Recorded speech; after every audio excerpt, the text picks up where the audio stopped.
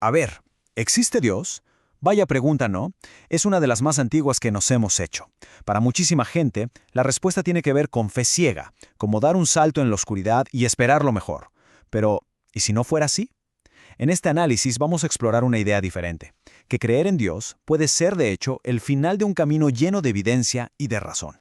Ok, empecemos por el principio de todo. Esta pregunta del filósofo Gottfried Leibniz, ¿por qué hay algo en lugar de nada?, le ha quitado el sueño a las mentes más brillantes de la historia. Es, digamos, el punto de partida de toda nuestra investigación. El simple hecho de que el universo exista, de que estemos aquí, en lugar de un vacío total, es el primer gran misterio que nos pide a gritos una explicación.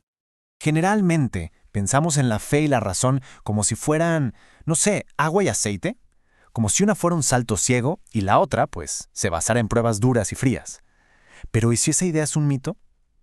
Aquí vamos a retar ese cliché. Vamos a plantear que la fe no es ignorar la razón, sino tener el valor de seguirla hasta sus últimas consecuencias lógicas. Bien, esta es nuestra hoja de ruta. Primero, vamos a buscar pistas en el universo mismo. Luego echaremos un vistazo hacia adentro, a esa especie de brújula moral que todos tenemos. Después, nos meteremos a analizar un evento histórico clave. Y para cerrar, vamos a ver la diferencia entre tener pruebas y realmente estar convencido. Es un viaje de investigación en toda regla. Muy bien, pues nuestra primera línea de investigación nos lleva a la escala más grande que podamos imaginar, el universo. ¿Qué nos puede decir el cosmos sobre cómo empezó todo? Vamos a ver. Aquí tenemos uno de los argumentos filosóficos más clásicos y poderosos que existen. El argumento cosmológico parte de algo que vemos todos los días. Las cosas no salen de la nada. Todo lo que empieza a existir tiene una causa que lo provocó. Parece simple, pero es increíblemente profundo. Una versión muy potente de este argumento es el Kalam. La lógica es súper directa. La primera premisa es algo que damos por sentado, ¿no? El punto clave es la segunda. ¿El universo tuvo un comienzo? Y aquí es donde la cosa se pone súper interesante porque la ciencia moderna, con descubrimientos como la teoría del Big Bang, apoya totalmente la idea de que nuestro universo no ha estado ahí desde siempre, sino que tuvo un principio.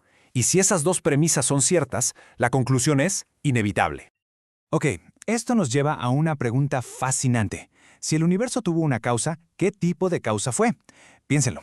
Si la causa fuera algo impersonal y automático, como la gravedad, y hubiera existido desde siempre, entonces el universo también debería haber existido desde siempre.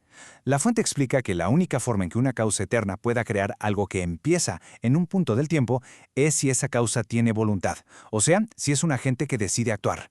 La analogía es como la de un hombre que ha estado sentado desde la eternidad y en un momento elige libremente ponerse de pie. Ahora, vamos a cambiar un poco el enfoque. Dejemos de preguntar por qué existe el universo y preguntemos por qué es como es. Este es el argumento teleológico, que muchos conocen como el argumento del diseño. Se fija en el orden increíble, en la complejidad que vemos por todos lados. Uno de los ejemplos más potentes de este orden es un fenómeno que se conoce como ajuste fino. Resulta que los físicos han descubierto que las leyes y las constantes que rigen nuestro universo están calibradas, en el filo de una navaja. Si fueran tantito diferentes, la vida simplemente no podría existir.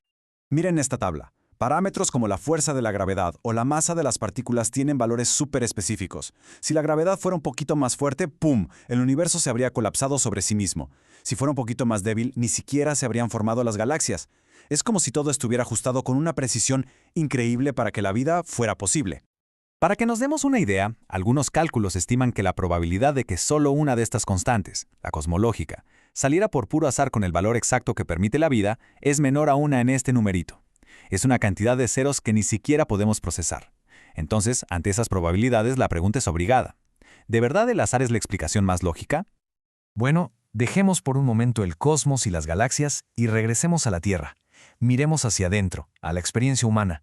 Nuestra investigación ahora se enfoca en ese sentido que todos parecemos tener del bien y del mal. Este es el argumento moral. Si en el fondo creemos que hay cosas que son objetivamente malas, como, torturar a alguien por placer, si creemos que eso no es solo una opinión, sino que está realmente mal, entonces tenemos que preguntarnos de dónde sale esa ley moral. El argumento sugiere que este sentido universal del bien y del mal apunta a que debe existir una fuente de moralidad que está por encima de nosotros, de las culturas y de las opiniones.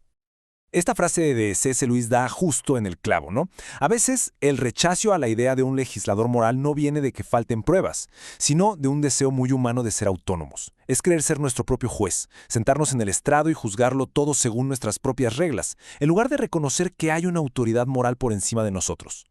Y ahora, nuestro análisis da un giro bastante importante. Nos vamos a meter de lleno con la afirmación histórica central del cristianismo. Ojo, lo que sigue no es un argumento filosófico, sino una investigación histórica. Como si estuviéramos analizando cualquier otro evento del pasado. Para investigar cosas que pasaron hace mucho tiempo, los historiadores usan un método estándar que se llama inferencia a la mejor explicación. Obviamente no podemos viajar en el tiempo, así que lo que hacen es juntar toda la evidencia que hay y buscar la hipótesis que explique todos esos datos de la forma más completa y coherente posible. Y aquí viene lo fascinante. Hay un consenso muy amplio entre la mayoría de historiadores, incluidos muchos que no son creyentes, sobre 3 hechos básicos que cualquier teoría seria tiene que poder explicar. 1. La tumba vacía. 2. Las apariciones después de la muerte. Y 3. La transformación radical de los discípulos. Esos son los datos que tenemos sobre la mesa. Claro, siempre he puesto muchas explicaciones. Que si se robaron es cuerpo, bueno, eso podría explicar la tumba vacía, pero no las apariciones. Que si fueron alucinaciones, eso intentaría explicar las apariciones, pero ¿y la tumba vacía? ¿Y cómo es que grupos enteros de personas tuvieron la misma alucinación? El problema es que cada teoría por sí sola se queda corta, no logra explicar todos los datos al mismo tiempo. Me encanta cómo lo explica el historiador Gary Habermas. Dice que tratar de combinar varias teorías débiles no va a crear una explicación fuerte. Es como meter cubetas que gotean una dentro de otra para intentar que no se salga el agua. Al final, lo único que se consigue es un desastre todavía mayor. Entonces, si la resurrección termina siendo la mejor explicación de los hechos históricos, las implicaciones son gigantescas. Según las fuentes, este evento no sería nada más un milagro y ya. Sería la validación definitiva de todo lo que Jesús dijo sobre quién era Él y sobre cómo es la realidad. Ya revisamos argumentos del cosmos, de la moral y de la historia. Pero esto nos trae a la última sección, y quizá la más importante, la enorme diferencia que hay entre la evidencia que se presenta y el acto muy personal de creer. Y aquí está la clave de todo. Una cosa es la prueba objetiva, los datos, los argumentos lógicos, y otra muy diferente es la persuasión subjetiva, el estar convencido. Se puede presentar el caso más sólido del mundo, pero eso no obliga a nadie a aceptarlo. Las fuentes señalan que muchas veces la gente rechaza la evidencia no porque no sea lógica, sino porque las consecuencias de que sea verdad son algo que simplemente no quieren que sea cierto. De hecho, hasta dentro de la gente que defiende la fe hay diferentes maneras de abordar esto. La apologética evidencial, que es más o menos la que seguimos aquí, va construyendo un caso pieza por pieza, sobre un terreno común de lógica y hechos. Pero hay otra, la apologética presuposicional, que lo ve al revés. Argumenta que creer en Dios no es la conclusión, sino el punto de partida necesario para que la razón y el conocimiento tengan sentido. Y así termina nuestro viaje. Empezamos con el origen del universo y terminamos en una tumba vacía, siguiendo pistas en el cosmos, en nuestra conciencia y en la historia. El objetivo nunca fue forzar una respuesta, sino mostrar que la fe puede ser una conclusión razonada, un lugar al que se llega siguiendo la evidencia. El caso está presentado. Ahora la pregunta final queda en el aire para cada quien. ¿Cuál es el veredicto más razonable?